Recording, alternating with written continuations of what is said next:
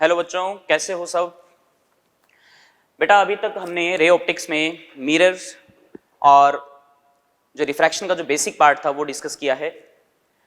अब बेटा lecture number 5 में हम लैटरल शिफ्टिंग के बारे में डिस्कस करेंगे, उसके बाद एपरेंट डेप्थ के बारे में पढ़ेंगे बेटा। तो टॉपिक स्टार्ट करते हैं बेटा। लैटरल शिफ्टिंग, पिछले लेक्चर में हमने एक चीज डिस्कस की थी। मैंने एक एग्जांपल लिया था रिफ्रैक्शन के अंदर, पैरेलल स्लैब्स ली थी, ठीक है, और पैरेलल स्लैब्स पर एक लाइट रे हमने इंसिडेंट करवाई थी। और आपने गौर किया होगा वो लाइट रे जब फर्स्ट मीडियम से, मतलब mu naught refractive index medium से एंटर करती है एंड फाइनली वो म्यू नॉट रिफ्रैक्टिव इंडेक्स के मीडियम में ही अमर्ज होती है बेटा। तो आपने गौर किया होगा कि अगर पहले वाला मीडियम और लास्ट वाला मीडियम अगर सेम हो, रिफ्रैक्टिव इंडेक्स अगर सेम हो बेटा, तो इंसिडेंट रे और अमर्जेंट रे के बीच में एंगल ऑफ डेविएशन 0 मिलता है अपन को। ये आपको शायद मालूम होगा, कल हमने पढ़ा था ये बेटा। ये तो लैटरल शिफ्टिंग क्या है, उसी पर ही बेस्ड है। आप थोड़ा गौर करें यहां पर। जैसे एक स्लैब ले रखी है मैंने यहां पर, ठीक है, ये स्लैब है बेटा, और ध्यान रखना पैरेलल है ये, है ना, ये एक पैरेलल स्लैब है। और इस स्लैब पर एक लाइट रे हमने इंसिडेंट की, और नॉर्मल के साथ एंगल ऑफ इंसिडेंस कितना है बेटा, आई है।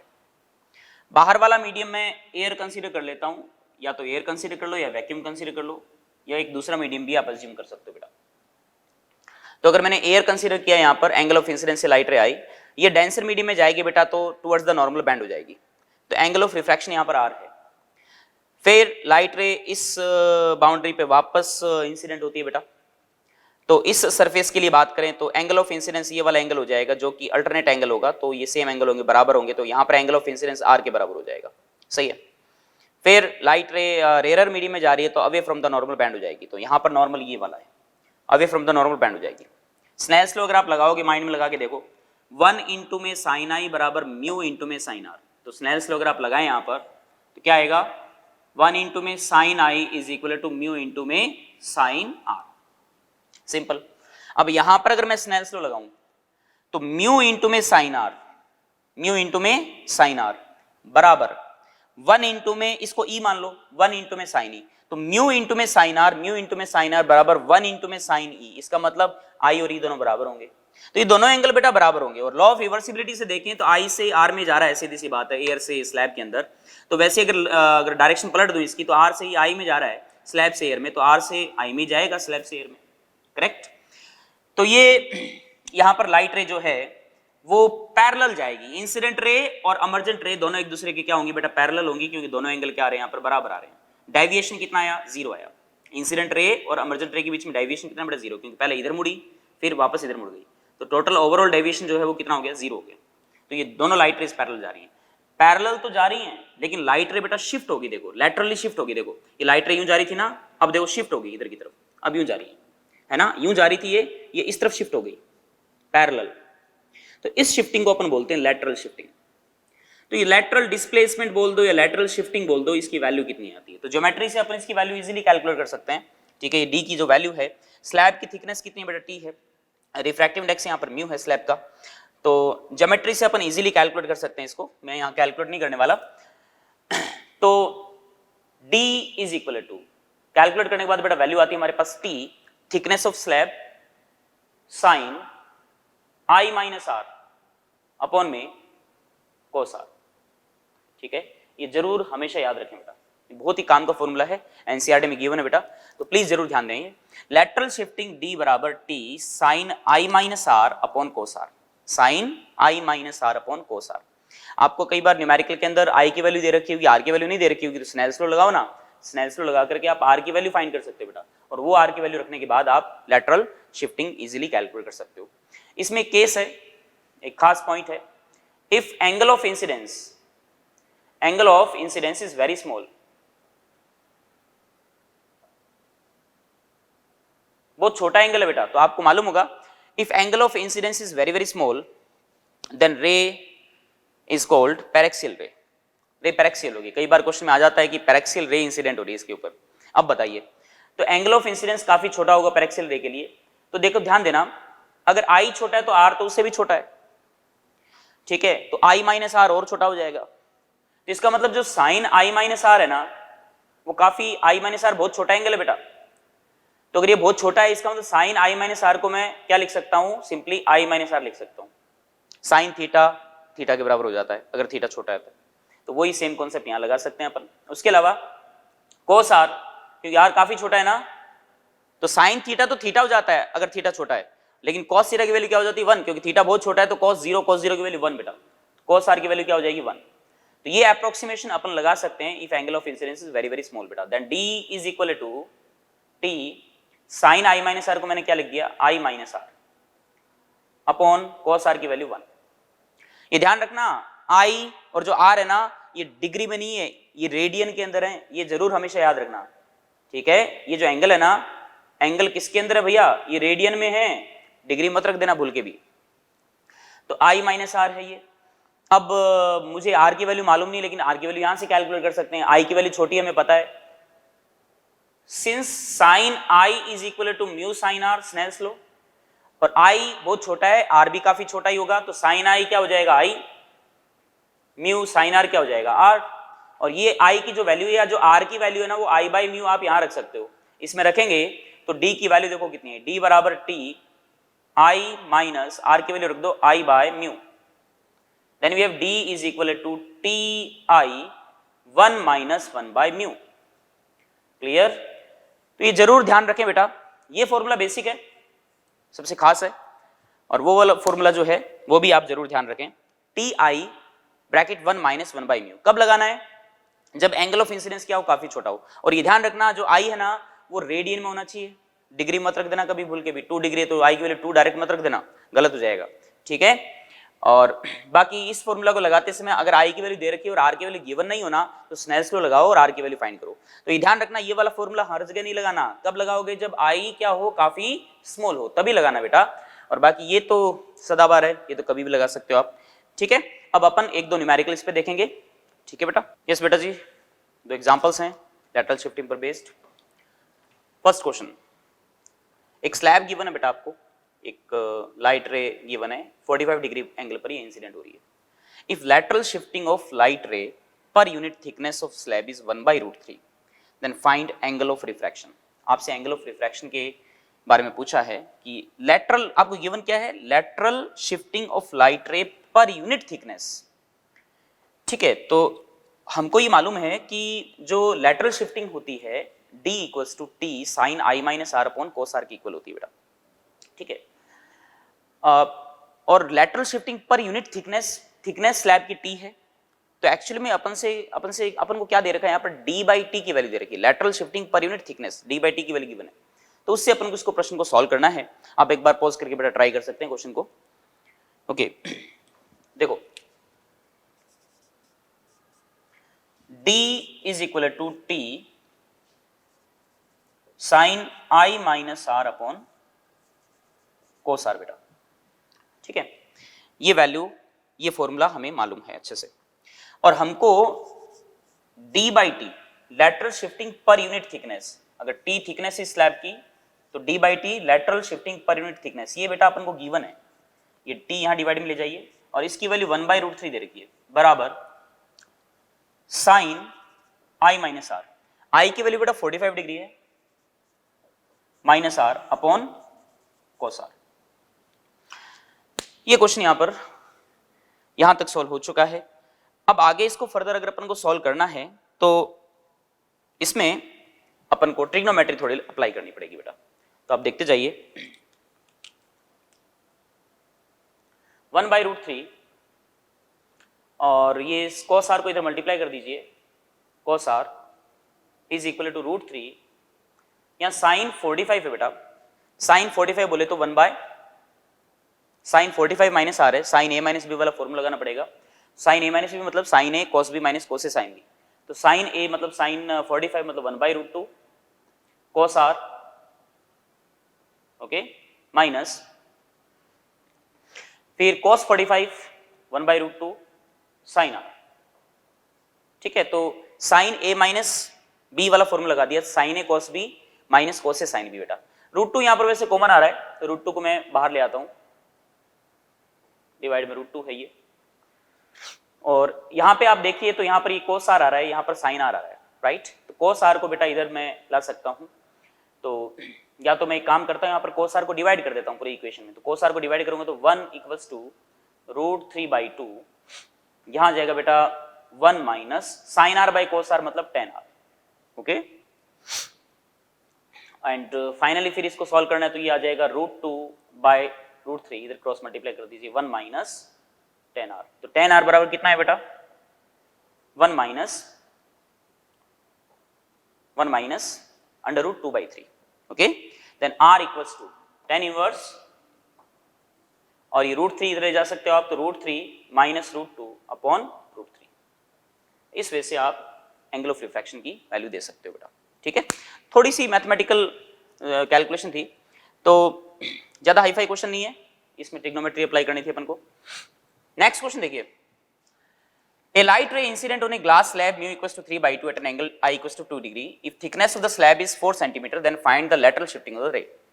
ठीक है, आप इसको ट्राई कर सकते हो, सिंपल सा क्वेश्चन है बेटा। अब पहले आप ये देखिए कि I काफी स्मॉल है ना, तो lateral shifting के लिए आप ये वाला फॉर्मूला अप्लाई कर सकते हो, D equals to T I और ब्रैकेट में 1 माइनस 1/μ, ठीक है, ये हमने पढ़ा था थोड़ी देर पहले। तो D बराबर टी आई ब्रैकेट 1 माइनस 1/μ, तो D is equal to t thickness है बेटा स्लैब की, और स्लैब की थिकनेस कितनी गिवन अपन को 4 सेंटीमीटर, तो सेंटीमीटर में आंसर आ जाएगा, तो 4 रख दो। I की वैल्यू कितनी है 2 डिग्री है, तो यहाँ पर 2 डिग्री खाली मत रख देना, इसको रेडियन में कन्वर्ट करना है। तो इतना तो मालूम है अपन को कि 180 डिग्री पर पाई रेडियन होता है, ओके। तो यूनिट डिग्री पे या 1 डिग्री पे कितना आ जाएगा पाई बाई 180, तो पाई बाई 180, तो 2 डिग्री पे कितना आएगा 2 इंटू पाई बाई 180, तो ये रेडियन में आ गया पूरा। ब्रैकेट 1 माइनस 1/μ, 1/μ करोगे तो 3/2 मतलब 2 ऊपर चला जाएगा 2/3, ठीक है। एंड थोड़ा इसको सॉल्व कर लो आप, ये सॉल्व कर लोगे तो ये 90 आ गया बेटा, एंड फर्दर आप सॉल्व कर लो 45, तो ये वैल्यू आ गई हमारे पास 2 पाई, ओके 2 पाई, और ये 3 माइनस 2 मतलब 1, 345 सेंटीमीटर। इसको फर्दर आप सिंप्लीफाई कर सकते हो। तो ये सिंपल सा बेसिक सा क्वेश्चन था। तो लैटरल शिफ्टिंग एनसीईआरटी में बेटा गिवन है, तो प्लीज इसको सही से करना, आप एग्जाम में क्वेश्चन बन सकता है बेटा सिंपल सा नीट के अंदर, ठीक है। अब हम आगे बढ़ते हैं बेटा। हाँ बच्चों, तो अब हम इमेज फॉर्मेशन के बारे में डिस्कस करेंगे। रिफ्रैक्शन से जो इमेज बनती है ना, वो इमेज की पोजीशन कैसे होती है, क्या होती है, ठीक है, उसका साइज क्या होता है, वर्चुअल बनती है कि रियल बनती है। जो चीज़ें हमने मिरर में पढ़ी थी ना, सेम चीज़ें यहाँ पढ़ने वाले हैं। अब आपको याद होगा कि रिफ्लैक्शन में सबसे पहले हमने प्लेन मिरर पढ़ा था, है ना, वैसे ही रिफ्रैक्शन के अंदर हम रिफ्रैक्शन फ्रॉम प्लेन सरफेस लेंगे। जैसे प्लेन मिरर था वैसे यहाँ पर प्लेन सरफेस है, ठीक है। तो रिफ्रैक्शन फ्रॉम प्लेन सरफेस, और इसी पार्ट के अंदर ही एपरेंट डेप्थ शिफ्टिंग वगैरह अपन पढ़ेंगे बेटा। तो पहले जो आपके जो काम की चीजें हैं, जो फॉर्मूला जो आपको अप्लाई करना है बार बार, उसके पीछे का जो कॉन्सेप्ट है वो समझ लेते हैं, फॉर्मूला क्या है उसको भी देख लेते हैं अपन। तो प्लीज एक बार इधर ध्यान दें बेटा। ये देखो एक बाउंड्री है, इंटरफेस है, ये आपको नजर आ रहा होगा, ये इंटरफेस है। इंटरफेस बोल सकते हो या रिफ्रैक्टिंग सरफेस भी बोल सकते हो, कि दोनों साइड में म्यू डिफरेंट डिफरेंट है, μ1 μ2, ठीक है। और μ1 और μ2 आपको कैसे डिसाइड करना है कि कौन सा μ1 है मीडियम, कौन सा μ2 है, वो मैं आपको अभी बताऊंगा। जैसे एक ऑब्जेक्ट रखा हुआ है यहाँ पर, ठीक है, रे डायग्राम अभी मैं इसको नहीं बनाने वाला, मैं एपरेंट डेप्थ के अंदर एक रे डायग्राम बनाऊंगा, वहां से थोड़ा सा समझाऊंगा आपको बेटा, ठीक है। लेकिन उससे पहले जो फॉर्मूला लगता है उस फॉर्मूला को लगाना सीखना है आपको। तो एक ऑब्जेक्ट है, पॉइंट ऑब्जेक्ट O, ठीक है, और ये इस लाइन पर प्रेजेंट है, आप इसको प्रिंसिपल एक्सिस बोल सकते हो अपने हिसाब से, और ये लाइन इस रिफ्रैक्टिंग सरफेस से 90 डिग्री एंगल पर है। तो एज ए ये प्रिंसिपल एक्सिस है और ये रिफ्रैक्टिंग सरफेस है, बाउंड्री है बेटा दो मीडियम की। ऑब्जेक्ट की इस रिफ्रैक्टिंग सरफेस से जो डिस्टेंस है वो u है, distance of object from refracting surface is u, ठीक है। और मान लीजिए इमेज इधर बन गई, इमेज इधर भी बन सकती है, distance of image from refracting surface is v, ठीक है। ऑब्जेक्ट की रिफ्रैक्टिंग सरफेस से जो डिस्टेंस है वो u है और इमेज की रिफ्रैक्टिंग सरफेस से डिस्टेंस कितनी बेटा v है। ठीक है, जो भी घटना घटेगी, मैंने आपको बोला था ना मिरर के अंदर भी, जब जब घटना घटेगी चाहे रिफ्लेक्शन हो या रिफ्रैक्शन हो, इमेज फॉर्मेशन होगा बेटा। तो एक सीधी सी बात है बेटा, इस ऑब्जेक्ट से लाइट रेज निकलेंगी, ठीक है, उन लाइट रेज के साथ रिफ्रैक्शन होगा, उन लाइट रेज के साथ रिफ्रैक्शन होगा, क्योंकि हम रिफ्रैक्शन पढ़ रहे हैं अभी, रिफ्लेक्शन भी होगा, ऐसा नहीं रिफ्लेक्शन नहीं होगा, रिफ्लेक्शन भी हो सकता है। तो रिफ्रैक्शन होगा ट्रांसपेरेंट मीडियम है, रिफ्रैक्शन के बाद में लाइट रेज, ध्यान देना, अगर लाइट रेज आगे जाके मिलती हैं, आगे जाके मिलती हैं, मिल जाती हैं, तो इमेज जो बनेगी, क्योंकि वर्चुअल स्पेस तो है नहीं, लाइट रेज आ रही है आगे, तो लाइट रेज अगर आगे जाके मिल जाती हैं तो इमेज कंफर्म है रियल बनेगी। ठीक है, इमेज कैसी बनेगी, रियल बनेगी। और अगर वो लाइट रेज डाइवर्ज हो जाती हैं, फैल जाती हैं, तो हमारी आई को लगेगा कि लाइट रेज पीछे से आ रही है, तो इमेज जो है वो वर्चुअल बन जाएगी। ओके, तो यहां पर पहले फॉर्मूला देखते हैं, उसके अंदर मैं आपको बताऊंगा कि v की वैल्यू क्या हो जिससे कि इमेज वर्चुअल बनेगी कि रियल बनेगी, वो अभी अपन देखेंगे। और direction of incident ray, object जहां पे रखा है उसके अकॉर्डिंग इंसिडेंट रे की जो डायरेक्शन है वो इधर मैंने यहां पे ड्रॉ कर रखी है। ठीक है, यहां पे ये जो चीज है मैंने लिख दी है, जो मैंने आपको एक्सप्लेन कर दी है, u बराबर distance of object from refracting surface, v distance of image from refracting surface. Same meaning है जैसे मिरर के अंदर था, वही सेम नोटेशन मैंने यहां पे लिया है। अब फॉर्मूला क्या है, फॉर्मूला है इमेज फॉर्मेशन के लिए mu2 by v equals to mu1 by u, mu2 by v is equal to mu1 by u। बहुत ही सिंपल सा है, याद कर सकते हो आप इसको, mu2 by v is equal to mu1 by u only for paraxial रे। इसकी कमजोरी है भैया, ये रेज कैसी होनी चाहिए, पैरेक्सियल, पैरेक्सियल बोले तो angle of incidence very very small होना चाहिए बेटा, ऐसे मिरर फॉर्मूलाज में हमने पढ़े थे। तो इसमें ध्यान रखना पैरेक्सियल रेज के लिए ही ये फॉर्मूला वैलिड है, और फॉर्मूला क्या है, mu2 by v equals to mu1 by u। Use proper sign convention. अब साइन कन्वेंशन आपको याद है ना, हाँ, इंसिडेंट रे की डायरेक्शन में जो डिस्टेंस मेजर करोगे वो पॉजिटिव, अपोजिट जो मेजर करोगे वो नेगेटिव, ऊपर पॉजिटिव, नीचे नेगेटिव, प्रिंसिपल एक्सिस से। उसके अलावा जितनी भी डिस्टेंस कैलकुलेट करते हैं ना बेटा, चाहे मिरर हो चाहे लेंस हो, कुछ भी हो, जहां से घटना घटती है ना वहां से मेजर किया जाता है। ठीक है, घटना कहां घटेगी, यहां से, रिफ्रैक्शन जहां से होगा, तो इस सरफेस से ही घटना घटेगी, तो डिस्टेंस ध्यान रखना यहीं से मेजर करनी है आप। अभी जैसे अगर मान लीजिए ये करंट कंडीशन में अगर हम बात करें, ऑब्जेक्ट इधर है, तो ऑब्जेक्ट की डिस्टेंस मान लीजिए 20 सेंटीमीटर है, तो इंसिडेंट रे इधर है, तो मुझे यहां से मेजर करना पड़ेगा 20, तो माइनस का 20 हो जाएगा यू, समझ हमारी बात, ऐसे। और इमेज मान लीजिए 10 सेंटीमीटर इमेज बन गई, अब 10 सेंटीमीटर इमेज बनी तो इंसिडेंट रे की अलॉन्ग है, देखो प्लस का 10, करेक्ट, इमेज इधर बन रही है तो। और रिफ्रैक्शन में खास बात ये होती है, लाइट रेज क्रॉस करके आगे जाती है, और इमेज भी अगर आधी आगे ही बन रही है, इसका मतलब रेज आगे जाके मिलेंगी वो, और रेज अगर आगे जाके मिलेंगी तो इमेज कैसे बनेगी, रियल, तुम्हारी बात। तो यहां पर एक चीज का ध्यान रखें, इफ v पॉजिटिव आता है, अगर डिस्टेंस ऑफ इमेज अगर पॉजिटिव आता है तो इमेज कैसी होगी, रियल होगी। मिरर में इसका उल्टा होता है, ध्यान रखना, ठीक है। अगर यहां पर v पॉजिटिव आता है तो इमेज कैसी बनेगी बेटा, रियल इमेज बनेगी। और v अगर नेगेटिव आया, नेगेटिव आने का मतलब इंसिडेंट रे के अपोजिट इधर इमेज बन रही है, लेकिन रेज क्रॉस करके आगे जा रही है, आगे जा रही है और इमेज पीछे बन रही है, इसका मतलब रेज आगे मिल नहीं रही है, वो रेज डाइवर्ज हो रही है, उनको पीछे की तरफ आप एक्सटेंड करके मिला रहे हो, इसका मतलब इमेज कैसी बन रही है, पीछे की तरफ, वर्चुअल बेटा। तो अगर v नेगेटिव है तो इमेज पक्का बेटा वर्चुअल होगी, ठीक है, ये ध्यान रखना है। अब इसमें mu1 और mu2 का खास ध्यान रखना है। mu1 क्या है, mu2 क्या है। mu1 कौन से मीडियम का रिफ्रैक्टिव इंडेक्स है, जहां से लाइट रेज आ रही है, ठीक है। mu1 कौन से मीडियम का रिफ्रैक्टिव इंडेक्स है, जहां से लाइट रेज आ रही है, और mu2 कौन से मीडियम का रिफ्रैक्टिव इंडेक्स है, जहां लाइट रेज जा रही है, ठीक है, समझ बात। मतलब mu1 कौन से मीडियम का रिफ्रैक्टिव इंडेक्स है, जहां से लाइट रेज इंसिडेंट हो रही है, और mu2 कौन से मीडियम का रिफ्रैक्टिव इंडेक्स है, जहां पर लाइट रे रिफ्रैक्ट हो रही है, करेक्ट।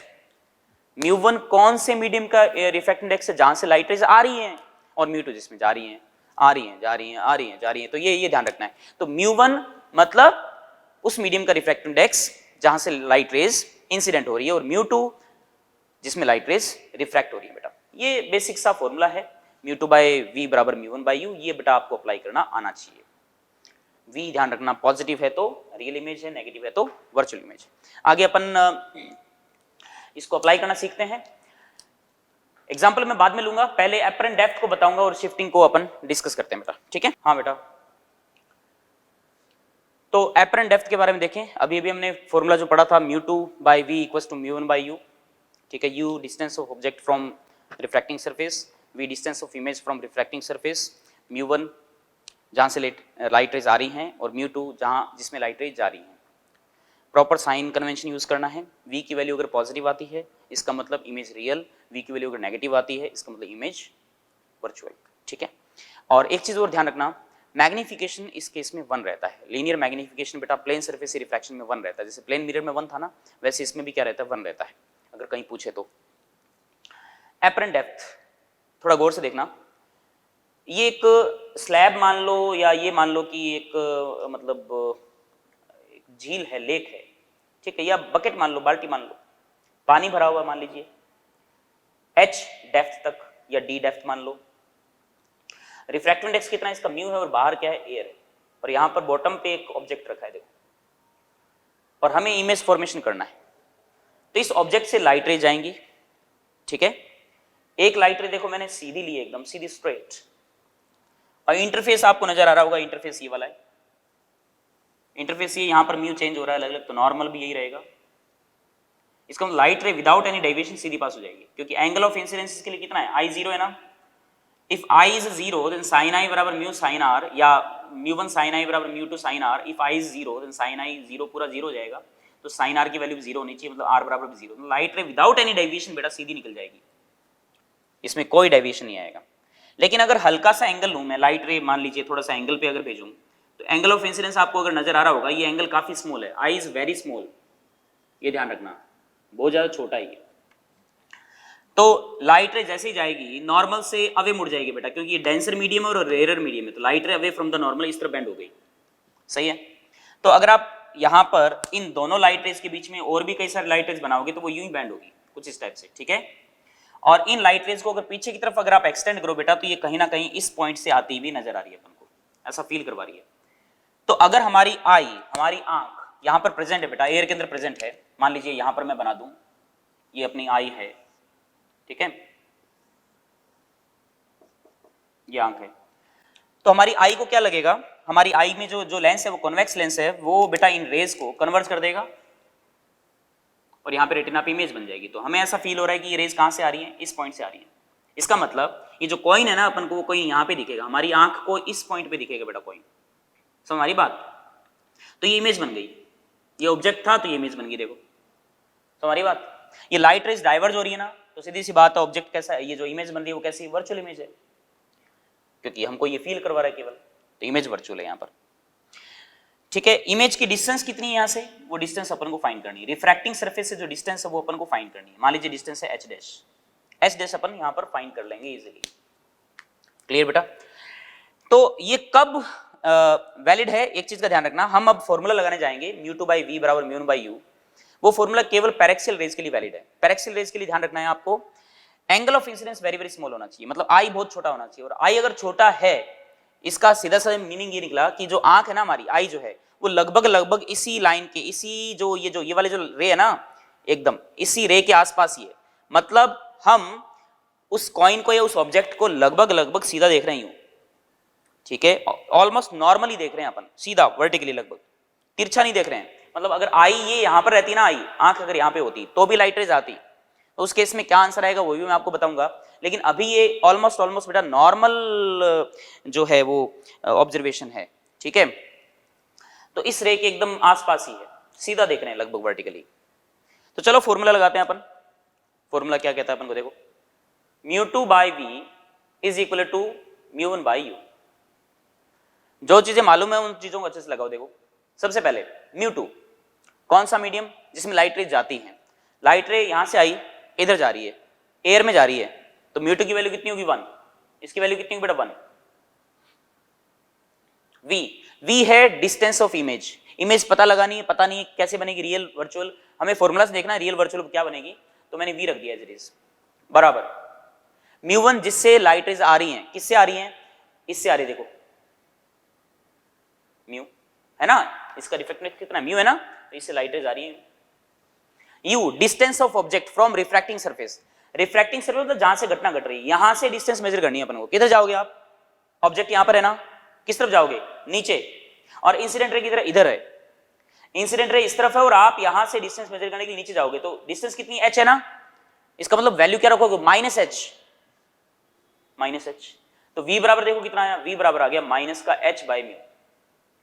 तो मैंने आपको क्या बताया, अगर v की वैल्यू नेगेटिव आती है तो इसका मतलब इमेज क्या है, वर्चुअल है। नेगेटिव का मतलब बोले तो इंसिडेंट रे के अपोजिट बोले तो इस सरफेस से नीचे बनेगी इमेज, और देखो नीचे बन रही है इमेज, ठीक है, नीचे बन रही है। तो यहां पर अगर आप माइनस को हटा दोगे तो मॉड v ले लोगे तो ये सिंपल डिस्टेंस आ गई।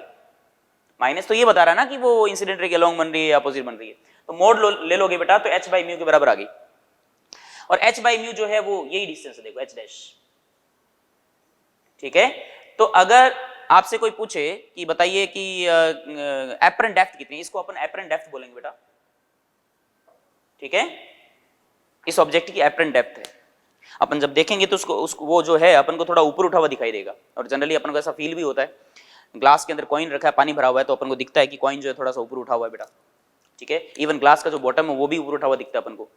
तो ये बहुत ही सिंपल सी चीज है, ये आपको ध्यान रखनी है। तो आप डायरेक्ट फॉर्मूला भी याद रख सकते हैं, एपरेंट डेप्थ, अगर डेंसर मीडियम में लिक्विड के अंदर मान लीजिए कोई ऑब्जेक्ट रखा है और आप ऊपर से ऑब्जर्व कर रहे हो, तो वो जो एपरेंट डेप्थ है यहाँ से वो कितनी आ जाएगी, h बाई म्यू। और बाकी फॉर्मूला आपको याद होना ही चाहिए, बहुत बेसिक्स है, अगर कोई भूल भी जाए तो आप फॉर्मूला लगा करके बेटा फाइंड कर सकते हो। इमेज कैसे बनेगी, वर्चुअल। अगर v की वैल्यू पॉजिटिव आती है तो इमेज कैसी बनती है, रियल, लेकिन यहाँ पर इमेज कैसी बेटा, वर्चुअल है। और रे डायग्राम से अपन ने इसको समझ लिया है। अब प्रश्न आता है माइंड में कि अगर आप इसको थोड़ा सा तिरछा देखते, मतलब मार्जिनल रे के अकॉर्डिंग अगर बात करते तो इसकी पोजीशन क्या रहती है ना, फॉर मार्जिनल रे डायग्राम के अकॉर्डिंग बता रहा हूं मैं। तो ऑब्जेक्ट यहां पर है, ठीक है। तो अगर लाइट रे एक सीधी लें बेटा, तो ये लाइट रे नॉर्मल इंसिडेंस होगा, इस पे सीधी जा रही है। यहां से फिर ये लाइट रे मैंने कंसीडर की, ये लाइट रे थोड़ी सी बैंड होगी और आपको इमेज यहां पर नजर आ रही है, ठीक है।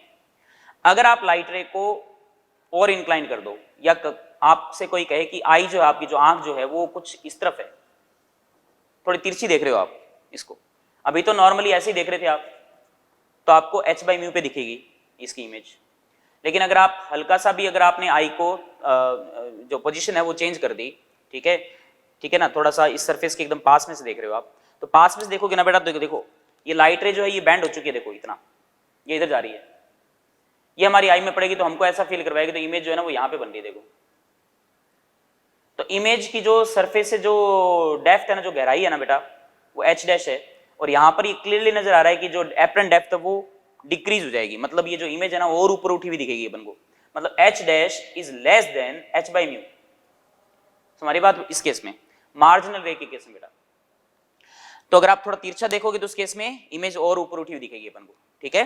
कभी अगर पूछे तो आप इस तरीके से इसका जवाब दे सकते हो बेटा। दूसरा केस इसके अंदर पढ़ेंगे अपन एपरेंट डेप्थ के अंदर। अच्छा, इसमें एक चीज और है, शिफ्टिंग। शिफ्टिंग क्या है, देखो ये इमेज बनी यहां पर, ऑब्जेक्ट यहां था, तो ऑब्जेक्ट यहां है, इमेज यहां है, तो ऑब्जेक्ट और इमेज के बीच में जो डिस्टेंस है ना उसको अपन शिफ्टिंग बोलेंगे यहां पर, शिफ्टिंग एस। और एस की वैल्यू अगर आपसे कोई पूछे तो बहुत आसानी से आप फाइंड कर सकते हो, shifting s is equal to, देखिए ये पूरा एच है और एच डैश हमने कैलकुलेट किया था एच बाई म्यू, तो एच डैश में से एच बाई म्यू सब्ट्रैक्ट कर दे, मतलब एच डैश सब्ट्रैक्ट करते हैं तो कितना आ जाएगा, देखो h minus h by mu, then we have s equals to h bracket 1 minus 1 by mu, okay. ये लो, ये शिफ्टिंग आ गई। तो अगर शिफ्टिंग पूछे तो शिफ्टिंग इस तरीके से आप फाइंड कर सकते हो बेटा। सिंपल फॉर्मूला बेस्ड क्वेश्चंस आते हैं। चलिए बेटा इसमें आगे बढ़े अपन। हाँ बेटा, तो फिश है और ये फिश बेटा 9 सेंटीमीटर पर सेकेंड की स्पीड से इस तरफ मूव कर रही है, ठीक है। ये आई है और क्वेश्चन ये है कि find the speed of fish observed by the observer. Observer को इस फिश की स्पीड कितनी फील होगी, ये अपन को देखना है यहाँ पर। तो काफी सिंपल सा क्वेश्चन है, आप पॉज करके आप खुद सॉल्व कर सकते हैं, ओके। तो देखिए ये डिस्टेंस मैं यहाँ से x मान लेता हूँ, है ना। तो अगर x है तो इसकी जो इमेज नजर आएगी, ये ट्रांसपेरेंट है, वैसा वैसा सेम क्वेश्चन है, तो ये ट्रांसपेरेंट है तो इससे कोई इफेक्ट पड़ने वाला नहीं है इस कंटेनर से। तो लिक्विड का रिफ्रैक्टिव इंडेक्स म्यू बराबर 4/3 है और जो फिश है उसकी स्पीड 9 सेंटीमीटर पर सेकंड है। तो बेटा एक बात बताइए, यहाँ से अगर डिस्टेंस अगर x है तो इस बंदे को ये या ऑब्जर्वर को ये जो फिश है बेटा ये कितनी डिस्टेंस पर इस सरफेस से कितने डिस्टेंस पर नजर आएगी, वो डिस्टेंस मैं d मान लेता हूँ या l मान लेते हैं, चलो l बराबर x/μ। ठीक है, अगर मैं इस इक्वेशन को डिफरेंशिएट कर दूं dl/dt 1/μ dx/dt। ठीक है, dl/dt मतलब जो उस बंदे को जो इमेज नजर आ रही है वो l डिस्टेंस पे नजर आ रही है और l का टाइम के रेस्पेक्ट में जो डिफरेंशिएशन होगा वो उसकी स्पीड को बता देगा v डैश को, बराबर 1/μ, म्यू की वैल्यू 4/3 है। ठीक है, और dx/dt मतलब इसकी स्पीड को बताएगा, एक्चुअल स्पीड को, जो ऊपर को दे रखा है 9 सेंटीमीटर पर सेकंड इंटू 9। तो वैल्यू कितनी आ गई 27/4 सेंटीमीटर पर सेकंड। ठीक है, तो अगर वेलोसिटी से रिलेटेड अगर क्वेश्चन पूछा भी जाए ना तो डिस्टेंस लेकर के बेटा आप डिफरेंशिएट करके उसको सॉल्व कर सकते हो, तो काफी इजी पड़ता है ये पार्ट भी। ठीक है, हाँ बेटा नेक्स्ट क्वेश्चन देखिए, एक मिरर है,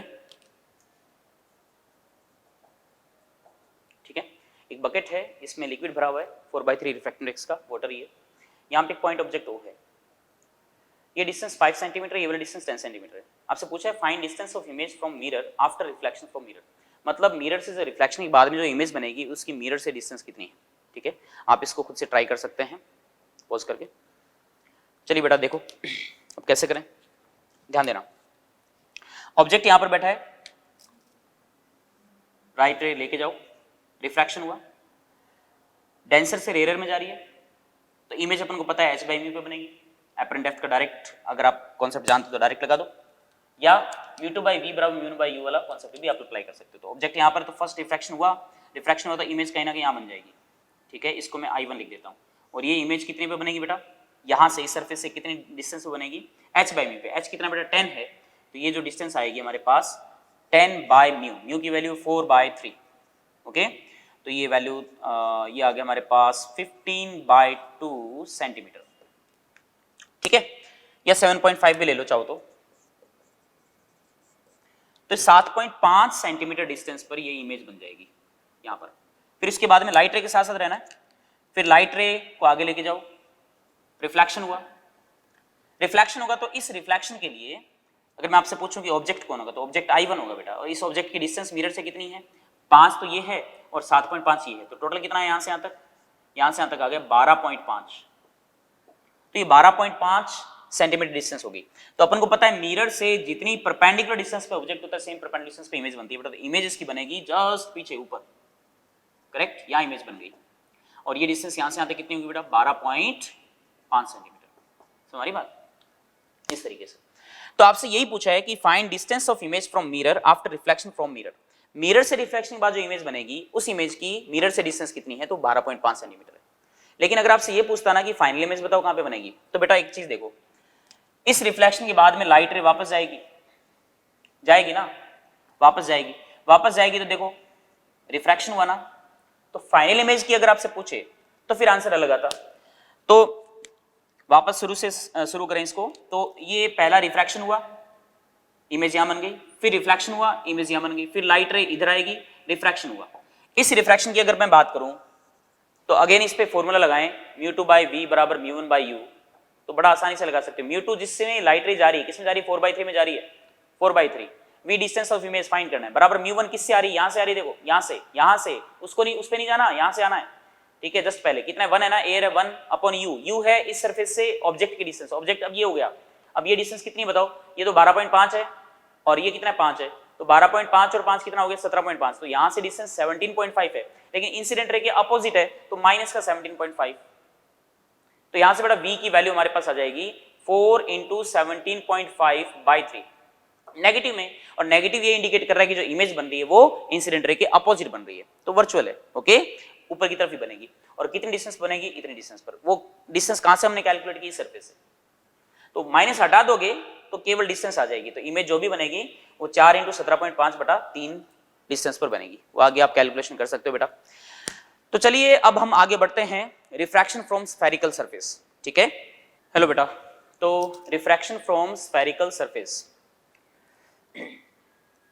तो अभी तक हमने प्लेन सरफेस से रिफ्रैक्शन पढ़ा, जैसे प्लेन मिरर पढ़ा था वैसे ही सेम।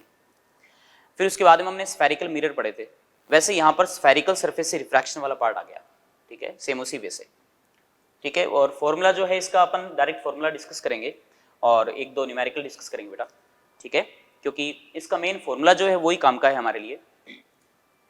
यहाँ दो टाइप के सरफेस है, कॉन्वेक्स कॉनकेव, वैसे वहां पर भी दो टाइप के मिरर थे, कॉन्वेक्स कॉनकेव। तो ये जैसे ये वाला जो सरफेस है ये कॉन्वेक्स सरफेस है, ठीक है। यहां पर मैंने एक ऑब्जेक्ट रखा हुआ है, देखिए,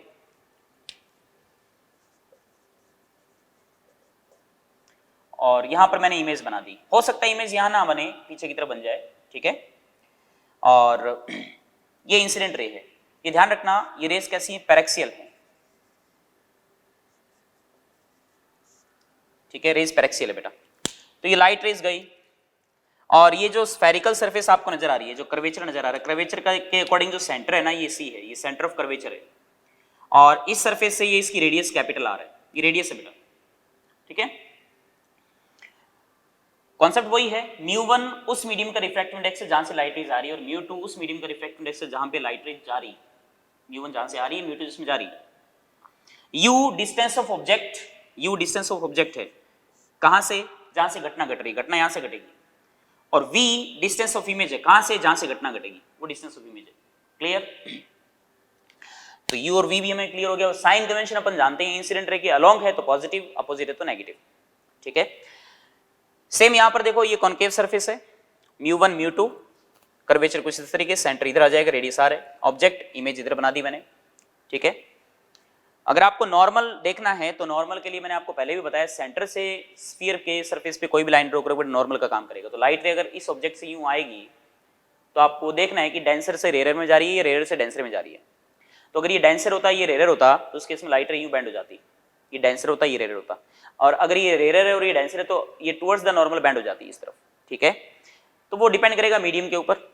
बाकी distance of object from refracting surface is u and distance of image from refracting surface is v, radius of curvature is r। Sign convention properly लगाने आपको, इंसिडेंट रे के अलोंग पॉजिटिव, इंसिडेंट रे के opposite negative बेटा। तो जो image बनती है इसमें, वो केवल और केवल हम पैरेक्सियल रेज के लिए ही उसका फॉर्मूला लिखने वाले हैं बेटा। और फॉर्मूला क्या है वो आपको हमेशा याद रखना है। फॉर्मूला है for image formation μ2 by v minus μ1 by u is equal to μ2 minus μ1 by r। ये बहुत ही खास फॉर्मूला है बेटा, ये हर हालत में आपको याद होना चाहिए। वापस बोल देता हूं, μ2 by v minus μ1 by u is equal to μ2 minus μ1 by r, ठीक है। μ1 जिससे लाइट रेज आ रही है, μ2 जिसमें लाइट रेज आ रही है, ठीक है। u डिस्टेंस ऑफ ऑब्जेक्ट है, v डिस्टेंस ऑफ इमेज है जहां से घटना घट रही है, मतलब रिफ्रैक्टिंग सरफेस से, मतलब इससे और इससे, और r रेडियस ऑफ कर्वेचर है। रेडियस ऑफ कर्वेचर में भी साइन कन्वेंशन लगाना है, इंसिडेंट रे का लॉन्ग है तो पॉजिटिव, इंसिडेंट रे का अपोजिट है तो नेगेटिव। जैसे इस सरफेस की बात करूं तो सेंटर यहां पर है, तो रेडियस आपको यहां से मापनी है, यहां से इधर चलोगे ना, और इंसिडेंट रे के अलोंग है तो r यहाँ पे क्या आ जाएगा, पॉजिटिव आ जाएगा। और यहाँ पे बात करें तो देखो इंसिडेंट रे इधर है ना, और रेडियस देखो ये वाली रेडियस है, तो डिस्टेंस कहाँ से मेजर करोगे, यहाँ से सेंटर की तरफ चलोगे, इधर चलोगे तो यहाँ पे r क्या आ जाएगा, नेगेटिव आ जाएगा। वहाँ पे r पॉजिटिव है, यहाँ पे r नेगेटिव आ जाएगा, ठीक है। तो स्फेरिकल सरफेस से अगर रिफ्रैक्शन की बात करें अपन, तो आप बेटा ये वाला फॉर्मूला यूज करेंगे, ये ध्यान रखना आपको, ठीक है। और इसमें मैग्निफिकेशन की बात करेंगे, linear magnification. Linear magnification small m से डिनोट करेंगे अपन, वही सेम कॉन्सेप्ट है, height of image upon height of object, hi by ho is equal to, mirror में था माइनस v by u, यहां पर माइनस नहीं आएगा, यहां पर v by u आएगा, लेकिन खाली v by u नहीं आएगा, μ1 से ऊपर मल्टीप्लाई करना है, μ2 से नीचे मल्टीप्लाई करना है, ठीक है। ये ध्यान रखना बेटा, μ1 v upon μ2 u। Plane surface से रिफ्रैक्शन, जैसे एपरेंट डेप्थ वाले केस पढ़े थे ना अपन ने, उसमें फॉर्मूला हमने पढ़ा था μ2 by v बराबर μ1 by u, वो बेटा यहीं से ही आया है, क्योंकि प्लेन सरफेस होती है ना तो रेडियस ऑफ कर्वेचर इन्फिनिटी हो जाता है, r इन्फिनिटी हो गया तो ये वैल्यू जीरो हो जाएगी, ये वैल्यू जीरो हो जाएगी, तो μ2 by v minus μ1 by u बराबर जीरो आ जाएगा, मतलब μ2 by v बराबर μ1 by u आ गया, वही सेम फॉर्मूला आ गया देखो। और प्लेन सरफेस से रिफ्रैक्शन में मैग्निफिकेशन 1 होता है, ये हमेशा याद रखना आप, ठीक है। लेकिन अगर सरफेस जो है कर्व्ड हो, है ना, स्फेरिकल सरफेस हो, कॉन्वेक्स या कॉनकेव हो, तो उस केस में मैग्निफिकेशन m बराबर hi अपॉन ho बराबर μ1 v अपॉन μ2 u, ये फॉर्मूला याद रखना है आपको बेटा, ठीक है। ये दोनों फॉर्मूलाज आपको याद रखने हैं तो आप न्यूमेरिकल को इजीली कर सकते हो। और रेज कौन सी होंगी? पैरेक्सियल। पैरेक्सियल रेज के लिए वैलिड है। अगर रेज मार्जिनल है ना तो भैया ज्योमेट्री और स्नेल्स लॉ के अलावा किसी भी हालत में प्रश्न नहीं होगा। स्नेल्स लॉ और ज्योमेट्री उसी से ही आपको प्रश्न करना पड़ेगा, और वैसे क्वेश्चन जनरली नहीं पूछे जाते हैं एग्जाम में, नीट एग्जाम में। इसी फॉर्मूला पर बेस्ड बेटा क्वेश्चंस पूछे जाते हैं। तो ये दो फॉर्मूला से बड़े आसान से हैं। तो देखो इसमें प्लेन सरफेस से रिफ्रैक्शन वाला पार्ट भी कवर हो गया ऑटोमेटिकली साथ ही साथ, है ना। और साइन कन्वेंशन के साथ लगाने बेटा, तो आगे अपन इसमें न्यूमेरिकल्स देखेंगे, ठीक है। हाँ बेटा, तो क्वेश्चन देख लेते हैं अपन इसके सिंपल से। ये एक स्फेरिकल सरफेस दे रखी है, यहाँ पर रिफ्रैक्टिव इंडेक्स का म्यू बराबर 2 दे रखा है, और बाहर गिवन नहीं है तो अपन बाहर एयर मान लेंगे, ठीक है। ऑब्जेक्ट दे रखा है आपको 2 mm हाइट का, और इसकी डिस्टेंस दे रखी है 20 सेंटीमीटर, और रेडियस ऑफ कर्वेचर इसका 20 सेंटीमीटर गिवन है बेटा। Find distance of image from O, also find its height and its nature, ठीक है। अब कैसे करें? अप्रोच वही है सिंपल सी। देखो लाइट रे को आप लेके जाओगे यहाँ पर, ये लाइट रे अंदर जाएगी, रिफ्रैक्ट होगी, रिफ्रैक्शन हुआ। रिफ्रैक्शन का फॉर्मूला क्या है? रिफ्रैक्शन का स्फेरिकल सरफेस से रिफ्रैक्शन के लिए फॉर्मूला है μ2/v minus μ1/u is equal to μ2 minus μ1 by r। Simple सा फॉर्मूला बेटा। μ2 जिसमें लाइट रे जा रही है, μ1 जिससे लाइट रे आ रही है बेटा। μ2 किस में जा रही है? मतलब 2 में जा रही है ना, तो 2/v, v है डिस्टेंस ऑफ इमेज पता करनी है अपन को, माइनस μ1 किससे आ रही है? 1 से, एयर से ना, 1/u, u की वैल्यू देखो कितनी है। देखो इंसिडेंट रे के अपोजिट जा रहे हैं अपन, डिस्टेंस यहाँ से मेजर करनी है अपन को, 20 उल्टा जाएंगे ना मेजर करने के लिए, तो माइनस का 20 बराबर μ2 की बात करें कितना आएगा बेटा? देखो इधर की तरफ है ना, देखो सॉरी μ2 तो 2 है जिसमें लाइट रे जा रही है, माइनस μ1 एयर से 1 upon r radius of curvature. अगर आप रेडियस ऑफ कर्वेचर देखें, इसकी वैल्यू मैं थोड़ा चेंज कर दूं, r की वैल्यू बेटा आप क्या करें 40 रख दें यहाँ पर, ठीक है। चलो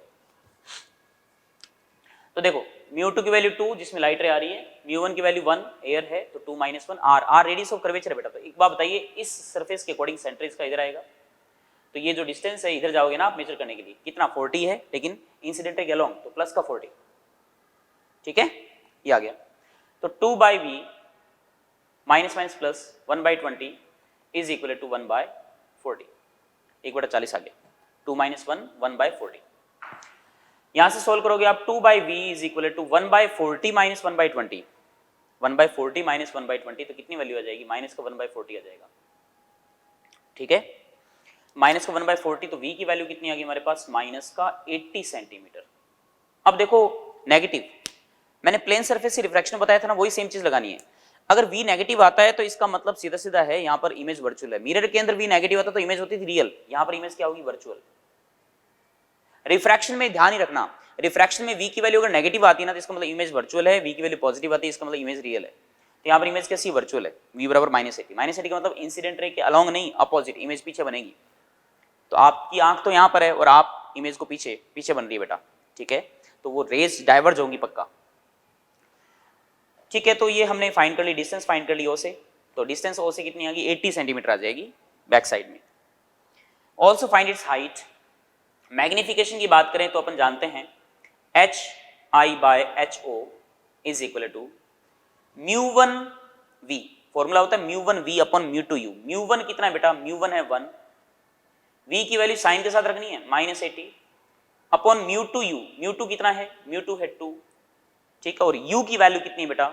u की वैल्यू हमारे पास माइनस का 20, सही है ना। u की वैल्यू कितनी? -20, और μ2 है 2, μ1 है 1, और v की वैल्यू आई हमारे पास -80। तो ये इसको माइनस माइनस कट जाएगा, ये 40, तो ये वैल्यू आ गई बेटा 2। तो मैग्निफिकेशन इसका 2 आया। हाइट ऑफ ऑब्जेक्ट कितना है? 2 mm है ना, तो HO जो है वो 2 mm आ जाएगा। 2 mm इधर मल्टीप्लाई करोगे तो HI की वैल्यू कितनी आ गई? 4 mm। तो इमेज जो है ना अपन को वो 4 mm हाइट की मिली, ठीक है। इमेज की हाइट अपन को कितनी प्राप्त हुई बेटा? 4 mm। तो इमेज कैसी बन रही? इरेक्ट बन रही है। तो नेचर क्या है? वर्चुअल। इमेज की हाइट 4 mm, इमेज इरेक्ट, ठीक है। और डिस्टेंस कितनी इमेज की? पॉइंट ओ से 80 सेंटीमीटर। अब आप इधर आइए जरा, नेक्स्ट क्वेश्चन को देखें अपन। सरफेस दे रखी है आपको, ऑब्जर्वर यहां पे खड़ा है, म्यू यहाँ पर 2 दे रखा है आपको, यहाँ पर दे नहीं रखा, तो यहाँ पर म्यू बराबर 1 मान लीजिए। ऑब्जेक्ट यहाँ पर दे रखा है, ये सी पॉइंट दे रखा है और ये 20 सेंटीमीटर और आर बराबर 40 सेंटीमीटर दे रखा है। पूछा है find distance of object from C and also find its nature. ठीक है, ये क्वेश्चन पढ़ लीजिए आप, इसको करने का ट्राई कीजिए। सिंपल बेटा फॉर्मूला लगाना अपन को, और कुछ नहीं है। तो ऑब्जेक्ट से लाइट रे यूं जाएंगी, यहां से रिफ्रैक्शन हुआ ना, स्फेरिकल सरफेस से रिफ्रैक्शन है। फॉर्मूला अपन जानते हैं, mu two by v minus mu one by u बराबर mu two minus mu one by r. तो वो फॉर्मूला मैं लिख देता हूं, तो mu two by v minus mu one by u is equal to mu two minus mu one by r. अब mu two जिसमें लाइट रे जा रही है कितनी रखोगे 1, म्यू वन जिससे आ रही है कितना रखोगे 2। तो ये ध्यान से रखना, म्यू टू जिसमें लाइट रे जा रही है मतलब 1 है बेटा।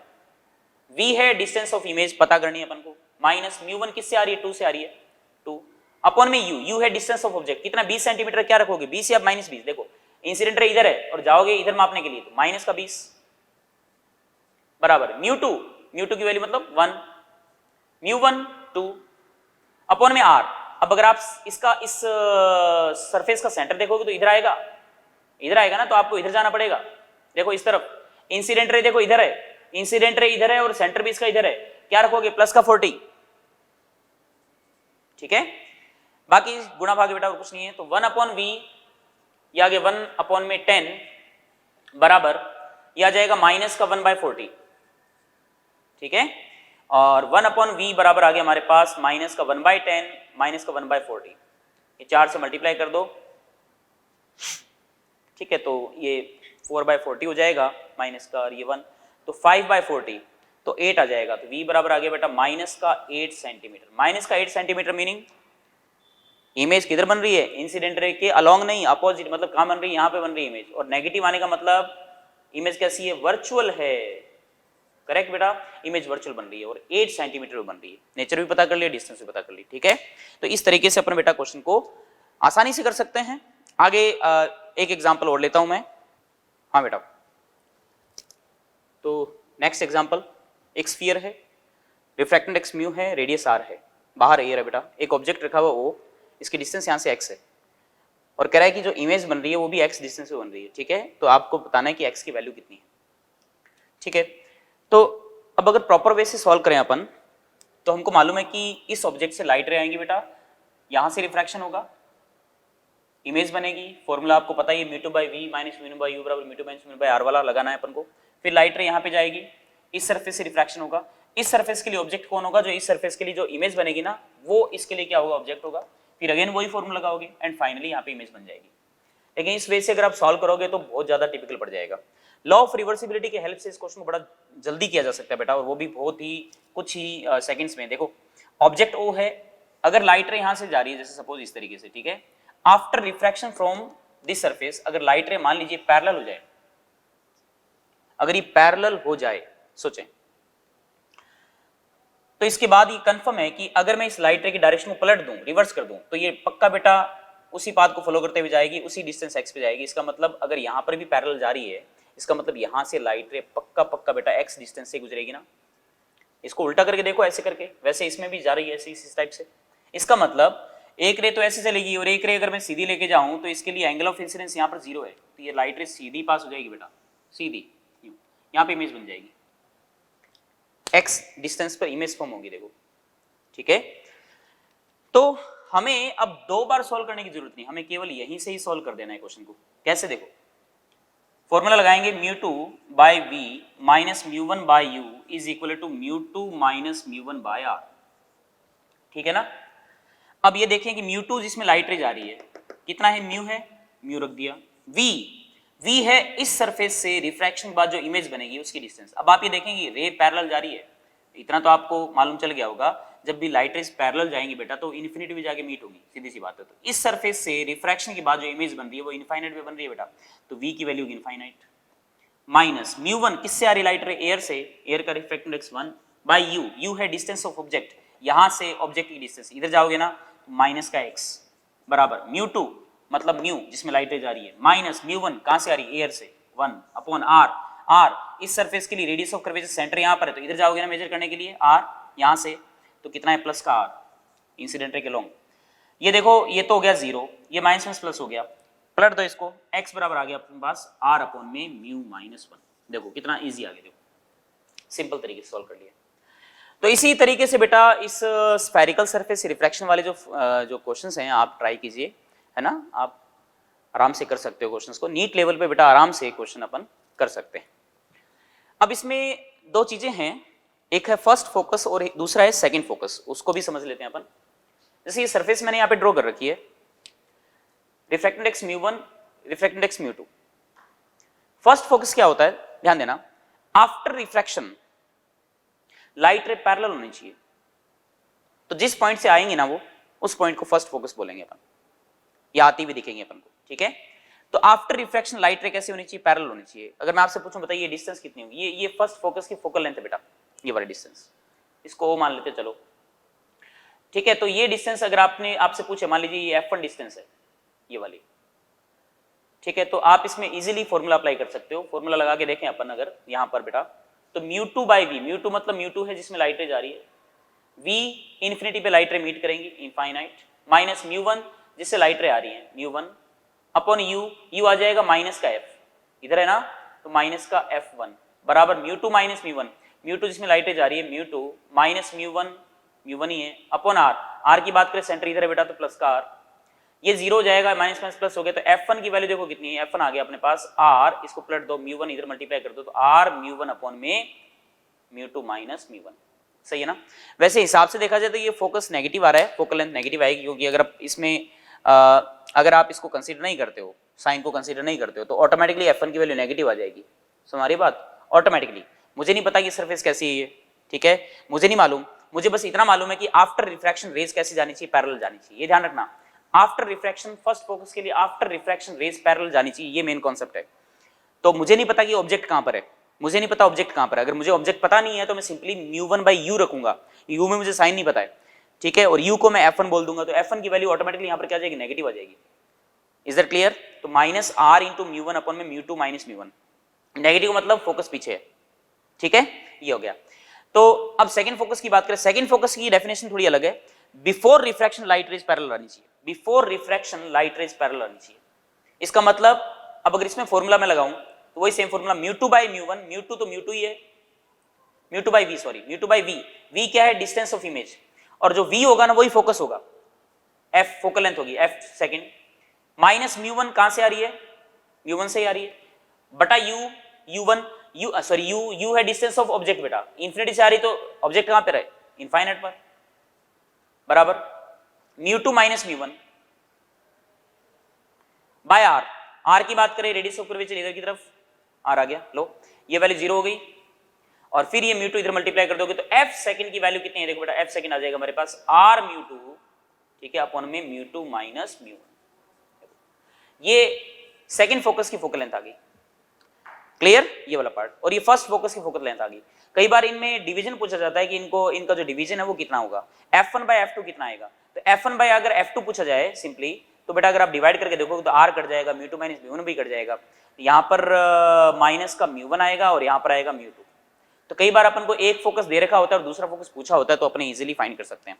माइनस साइन तो केवल ये बता रहा है कि वो फोकस अपोजिट है, बस, और कुछ नहीं है बेटा। तो first focus and second focus ये दोनों आपको पता होने चाहिए, ठीक है बेटा। तो ये था refraction from plane surface, refraction from spherical surface, ठीक है। अब हम नेक्स्ट आगे बढ़ेंगे बेटा, नेक्स्ट लेक्चर के अंदर, लेक्चर नंबर 6 के अंदर। तब तक के लिए आप जितने भी क्वेश्चंस बन रहे हैं बेटा इस टॉपिक तक के, वो सारे क्वेश्चंस प्रैक्टिस कीजिए, ठीक है। Thank you.